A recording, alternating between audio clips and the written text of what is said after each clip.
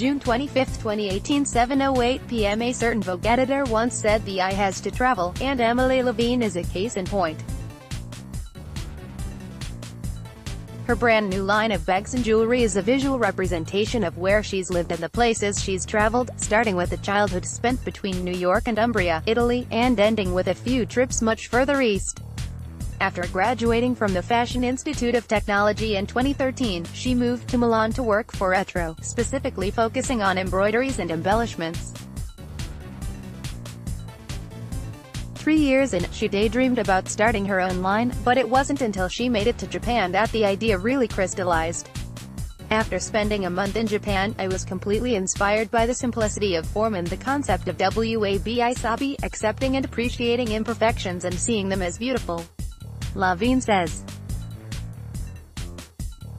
With a rough sketch of one bag, she began researching factories all over the world, specifically small, family-run operations that specialize in handwork and craftsmanship. Naturally, that led her to India, and 2 weeks later, she was flying to Delhi to visit a few factories in person. When I got to India, the two worlds just connected. The simplicity and the attention to detail I'd seen in Japan was represented, in a similar way, in the Indian silk saris. As a result, many of the bags she's been developing over the past few months are influenced by both places. Her Not a Dumpling bag takes its shape from the Japanese treat, but each is made from a recycled silk sari Levine handpicks in India. The larger Tokyo Magnet bag is made from silk saris, too, and the sleek wooden closure is hand-carved in Jaipur, India. Other bags are hand-crocheted or hand-beaded in India, and several are fancy enough to replace your evening clutch. As I was flipping through these photos on my desktop, a colleague got a glimpse of the rose velvet beaded pouch and immediately exclaimed, "What is that?" I've been looking for an evening bag exactly like that. The women who are discovering Levine on Instagram have felt a similar emotional connection to the bags. They have a touch of the crafty spirit that's in the air right now, but with the charm and artfulness you can't find at larger brands. There's no comparison to the handwork and craftsmanship. Several of these bags take weeks to finish by hand, and the women in rural India who make them can work from home and support their families. Levine's jewelry has a sentimental pull to it as well.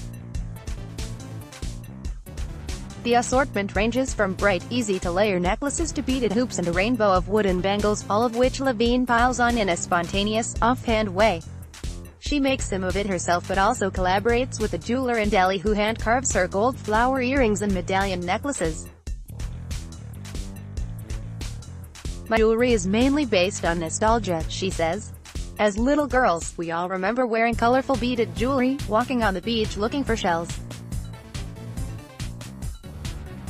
Those are the feelings I wanted to capture again." Levine has been cultivating that mood on Instagram, and she launched her brand IRL through a successful pop-up during Milan's Design Week in April. Starting today, her bags and jewelry will be available in New York for the first time at a one-week pop-up right in the heart of Nolita. "We have a feeling her stock will go fast, not only because it's exactly what we want to buy right now, but because the prices are too good to pass up."